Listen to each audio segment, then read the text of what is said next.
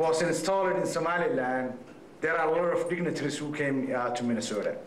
And always Karen and a lot of other state representatives and a lot of senators have really met with them and welcomed them to the state. So it is an honor and a privilege for all of us to really welcome Mohammed Usman Fadal, whom all of you are familiar with.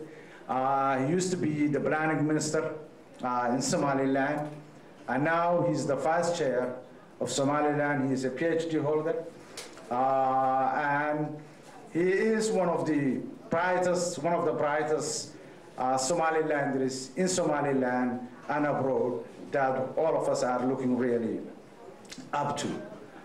In terms of education and in terms of leadership and in terms of what needs to be done. He could stay in, if you want to, as a doctor anywhere in the Western world, whether it's in Canada or America or in Europe, but he chose to be in Somaliland with all the hardship that's happening over there, without the recognition that the country is yearning for and its people, even though they have done all the right things, even though they have done what nations are required to be recognized for, all that they have fulfilled, he chose to be in Somaliland because he believes the progression of Somaliland and to maintain the infant democracy that all Somalilanders are proud of, and the peace that all Somalilanders are proud of. Most of you are familiar and have seen your TVs what's happening in our neighboring Somalia, our brothers and sisters. For the last 15 years, it has been, all hell has broke loose. And right now, it's just a matter of time. Everybody is expecting that a major war would happen sooner or later. Luckily, and because of the leadership like Mohammed Usman Fadal and others in Somaliland, our people are live in safe and secure environment. They live in peace. They are practicing democracy, I could say, better than anywhere else. Our presidency, when the president was, election of the presidency was happening in Somaliland, the challenger lost 84 votes for the presidency. Anywhere, a lot of countries anywhere in the world, you would have seen bloodshed and a lot of killings in that country. But Somaliland, it did not happen. It did not happen. So it is an honor and a privilege to welcome to the podium the first chairman of UUD, Mr. Mohammed Usman Fadal.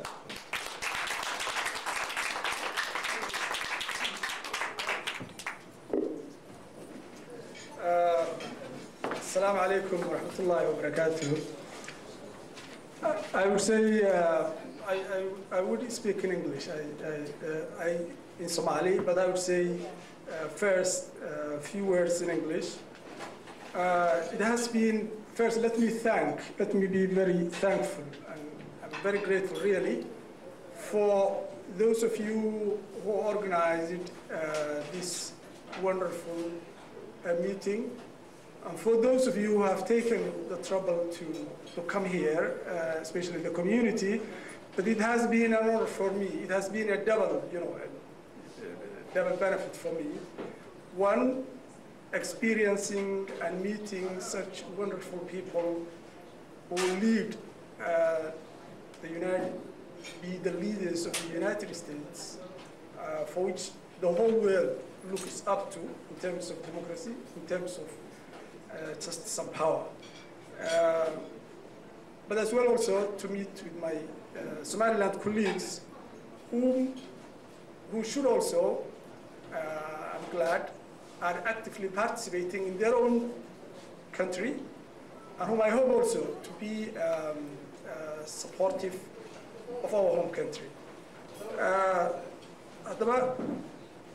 Having said that, I'm wondering, I would quickly say a few words for the benefit of our guests, just to tell them what I say, what's the trademark of Somaliland. You have heard about Somaliland many, many times, but we have a trademark, and I have kind of briefly highlighted to you in my discussions here, but our trademark is actually in Somaliland, in that part of the world which is in turmoil, in war, in conflict. We call it a bastion and an oasis of peace and democracy.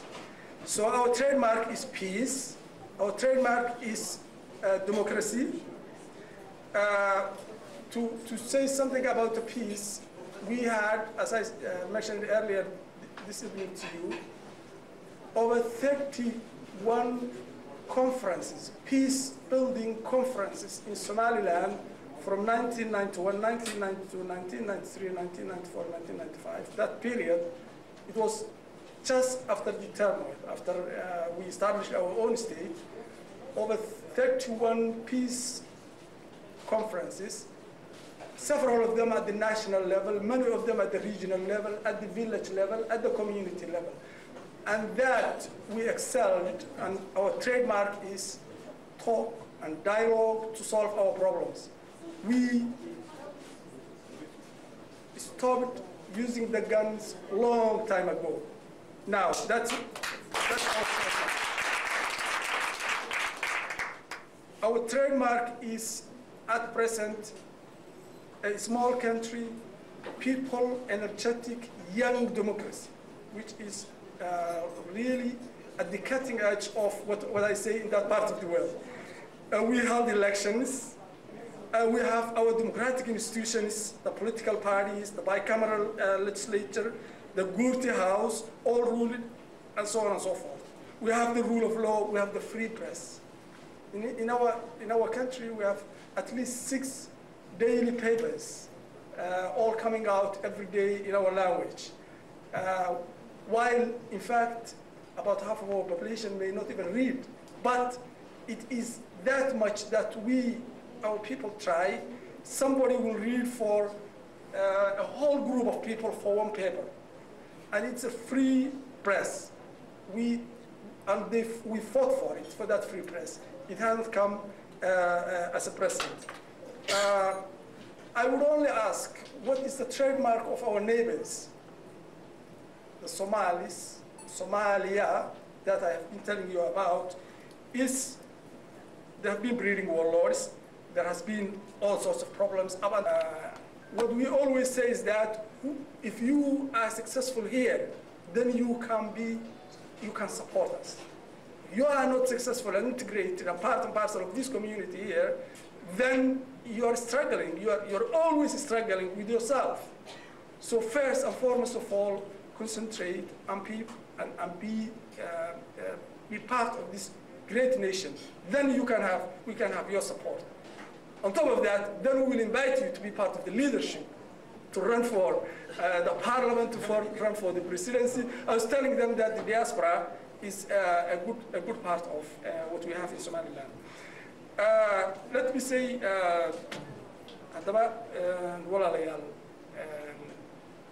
aad baan idinku mahadinayaa runtii inaan caawa igu soo dhawaysan halkan, inaan idinkala qayb galo, inaa isoo cadibtaan. Waan ogahay inaanay hawl yarayn dadku inay noloshu qof waliba shaqo iyo meelo ka yimi, inaynu fikir isweydaarsanno. Waxaan ogolahay inaynu isweydaarsanno halkan, inaan idinkala qayb galo, inaa isoo cadibtaan. Waan ogahay inaanay hawl yarayn dadku inay noloshu qof waliba shaqo iyo meelo ka yimi, inaynu fikir isweydaarsanno. waxaan ogolahay inaynu isweydaarsanno inaan idinku badayno ma haddii aan diinahay su'aalana i weydiinaysa waxa la wax doontaan. waan soo maray anigu dadkii dibadda ka soo baxay baan ahaa, Canada aan u soo baxay, waxaan joogay ilaa 2-3 sanadood.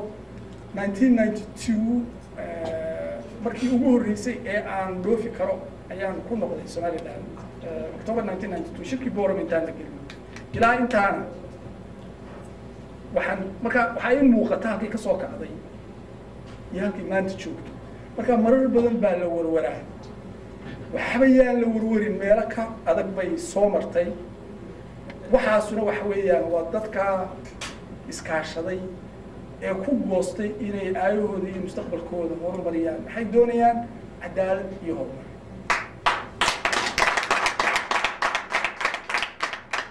qof intaa u dagaalamayna wuu helayaa waayo cidna dulmi maayo cid bay Somaliland dulmaysaa way helayaan marka waxaan leeyahay imika